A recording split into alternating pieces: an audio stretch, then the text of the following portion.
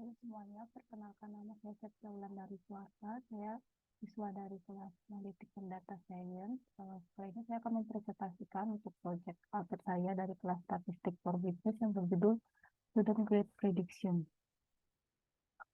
Outline dari presentasi ini yaitu introduction, lalu dataset, lalu statistical test, lalu regression model, lalu conclusion and recommendation, lalu referensi. Yang pertama yaitu introduction. Bagi para siswa, salah satu hal yang menjadi tanggung jawab mereka adalah mendapat nilai yang baik. Untuk mengetahui faktor-faktor apa yang mempengaruhi siswa untuk mendapatkan nilai yang baik atau tidak, akan membantu kita untuk memprediksi apakah siswa tersebut akan mendapatkan nilai yang baik ke depannya atau tidak. Terdapat data performance para siswa di dua sekolah di Portugis, yaitu Gabriel Pereira dan Monsinho da Silveira, yang akan digunakan untuk memprediksi apa saja yang mempengaruhi nilai siswa di kelas 3 untuk kedua sekolah tersebut. Lalu untuk dataset yang digunakan berasal dari Google, yaitu berisikan data performance dari dua sekolah di Portugis. Terdapat 33 variabel dalam dataset ini. Selanjutnya yaitu define the problem. Pertanyaan yang pertama yaitu variabel manakah pada data yang mempunyai pengaruh terhadap probabilitas seorang siswa mendapatkan nilai yang tinggi. Yang kedua, bagaimana prediksi nilai siswa di kelas 3 dari variabel prediktor dengan model regresi. Yang ketiga, bagaimana kesimpulan akhirnya dan rekomendasi apakah yang dapat dilakukan. Yang pertama itu melakukan exploratory data analysis menggunakan box plot. Bisa dilihat hasil visualisasinya. Lalu selanjutnya melakukan tes statistik. Yang pertama yaitu uji statistik jenis kelamin terhadap nilai siswa. Berdasarkan hasil uji statistiknya, nilai p-value diperoleh di bawah 0,05, yang berarti adanya perbedaan rata-rata probabilitas seseorang mendapatkan nilai lebih tinggi antara laki-laki dan perempuan secara signifikan. Yang kedua, uji statistik jenis sekolah terhadap nilai siswa. Berdasarkan hasil uji statistiknya, nilai p-value yang diperoleh di bawah 0,05, yang artinya adanya perbedaan rata-rata probabilitas seorang mendapatkan nilai lebih tinggi antara yang bersekolah di Gabriel Pereira dengan Monsinho da Silveira secara signifikan. Yang ketiga, uji statistik jumlah anggota keluarga terhadap nilai siswa. Berdasarkan hasil uji statistiknya, nilai p-value yang diperoleh di bawah 0,05, yang berarti adanya perbedaan rata-rata probabilitas seseorang mendapat nilai lebih tinggi antara seseorang dengan jumlah anggota keluarga kurang dari 3 dengan jumlah anggota keluarga lebih dari 3 secara signifikan. Lalu uji statistik keadaan orang tua terhadap nilai siswa. Berdasarkan hasil uji statistiknya, nilai p-value yang diperoleh di bawah 0,05, yang berarti adanya perbedaan rata-rata probabilitas seseorang mendapat nilai lebih tinggi antara seseorang dengan orang tua yang lengkap dengan orang tua yang sudah berpisah secara signifikan. Lalu uji statistik jenis pekerjaan ibu terhadap nilai siswa. Karena hasil uji ANOVA menyatakan p-value lebih dari 0,05, maka keputusan yang diperoleh adalah gagal untuk menolak H0, yang dimana tidak adanya perbedaan rata-rata probabilitas seseorang untuk mendapat nilai lebih tinggi yang signifikan dengan pekerjaan ibunya. Selanjutnya yaitu uji statistik jenis sekolah terhadap nilai siswa. Karena hasil uji ANOVA menyatakan p-value lebih dari 0,05, maka keputusan ini diperoleh gagal untuk menolak H0, di mana tidak adanya perbedaan rata-rata probabilitas seseorang untuk mendapat nilai lebih tinggi yang signifikan dengan pekerjaan ayahnya. Lalu uji statistik mengikuti les luar kelas atau tidak terhadap nilai siswa. Berdasarkan hasil uji statistiknya, nilai p-value yang diperoleh di bawah 0,05, yang berarti adanya perbedaan rata-rata probabilitas seseorang mendapat nilai lebih tinggi antara murid yang mengikuti les luar kelas dengan murid yang tidak mengikuti les luar kelas secara signifikan. Lalu, untuk melihat hubungan antara variabel numerikal dengan variabel nilai siswa menggunakan KDA plot dan scatter plot. Berdasarkan kedua plot di atas, terlihat bahwa variabel age, study time, dan sleep time tidak memiliki asosiasi yang kuat dengan probabilitas seseorang mendapatkan nilai yang tinggi. Lalu selanjutnya yaitu regression model. Yang pertama yaitu linear regression with multiple predictor. Yang pertama yaitu melakukan evaluasi model dengan key-fold cross validation. didapatkan R2 rata-rata sebesar 0,8092, yang berarti model ini baik dan dapat menjelaskan 80,92% variansi nilai G3. Selanjutnya yaitu fitting model. Dapat dilihat bahwa hasil interpretasi dari model regresi bernilai negatif. Hal ini kurang baik karena kurang dapat menghasilkan interpretasi yang baik. Nilai di kelas 3 tidak mungkin negatif, dan nilai di kelas 1 dan 2 biasanya tidak dimulai dari nol. Oleh karena itu, dilakukan centering pada variabel G1 dan G2. Selanjutnya itu melakukan centering variabel G1 dan G2. Digunakan rata-rata nilai G1 dan G2 pada dataset sebagai acuan, itu nilai 11. Sehingga dapat data G1 dan G2 akan dihitung dari jaraknya terhadap nilai 11.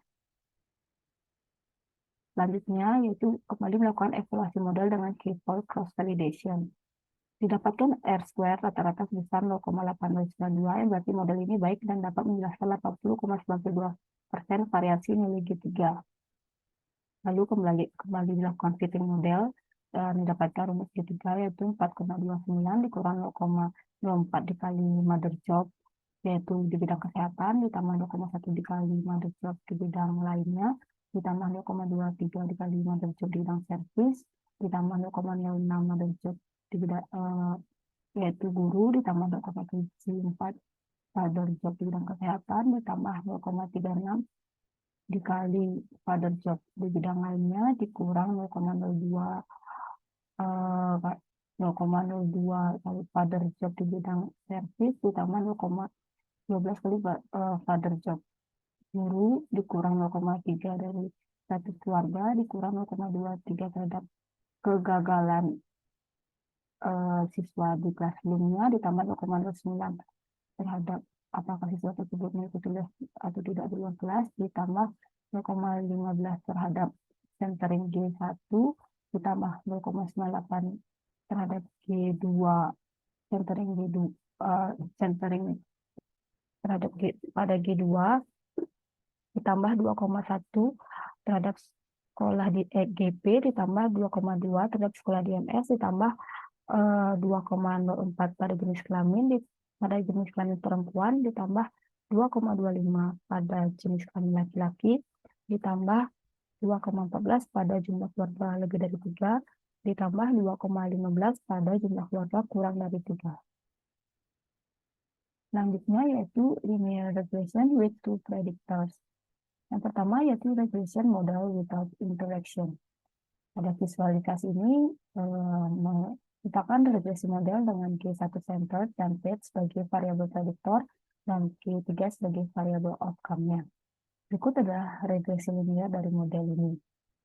G3 sama dengan 10,22 ditambah 1,1 pada G1 centered ditambah 0,5 pada P. Berdasarkan rumus regresi ini, maka interpretasi modelnya yaitu yang pertama, nilai siswa kelas 3 jika tidak mengikuti les 2 kelas dan nilai di kelas 1 adalah 11 akan mengalami peningkatan sebesar 10,22 poin. Yang kedua, dilihat dari koefisien G1-nya, jika kita mengcompare nilai G3 yang memiliki nilai G1 yang sama namun berbeda antara mengikuti les luar kelas atau tidak, maka akan memiliki ekspektasi selisih nilai G3 sebesar 0,65.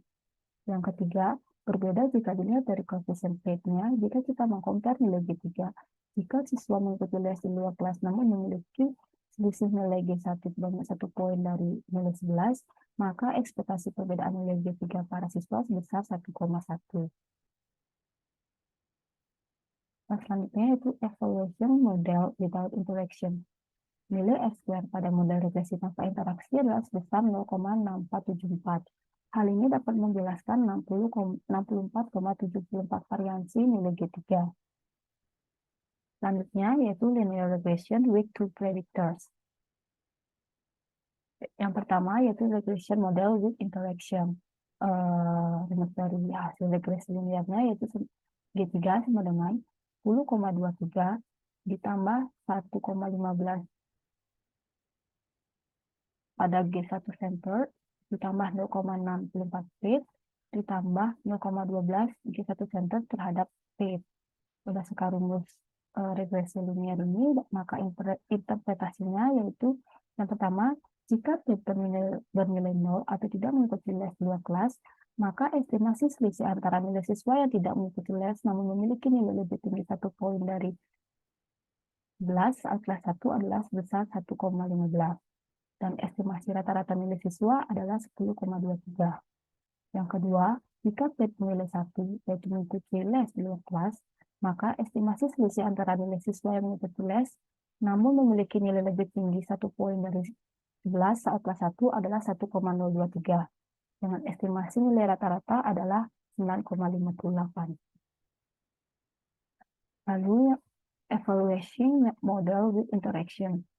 Nilai R2 pada model regresi dengan interaksi adalah sebesar 0,6492. Hal ini dapat menjelaskan 64,92% variansi nilai G3.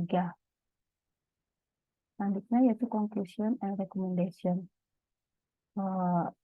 Yang pertama itu pada manakah pada data yang mempunyai pengaruh terhadap probabilitas seseorang siswa mendapatkan nilai yang tinggi. Berdasarkan hasil EDA-nya, bahwa terdapat 7 faktor yang mempengaruhi nilai akhir siswa, yaitu jenis sekolah, jenis kelamin, jumlah anggota keluarga, keadaan orang tua, pekerjaan ibu, pekerjaan ayah, dan status mengikuti les di luar kelas atau tidak. Lalu bagaimana prediksi nilai G3 dari variabel prediktor dengan model regresi? Model regresi dapat menghasilkan nilai interpretasi yang baik jika lupa centering pada nilai G1 dan G2. Hasil R2 pada nilai regresi dengan multiple predictors adalah sebesar 0,8092. Lalu bagaimana kesimpulan akhirnya? Dapat 7 faktor yang menjadi perhatian, yaitu jenis sekolah, jenis kelamin, jumlah anggota keluarga, keadaan orang tua, pekerjaan ibu, pekerjaan ayah, dan status mengikuti les di luar kelas atau tidak. Faktor tersebut dapat mempengaruhi tingkat kecenderungan seseorang mendapatkan nilai tinggi. Sebabnya itu referensi yang digunakan pada pembuatan proyek kali ini. Yang presentasi dari saya. Terima kasih.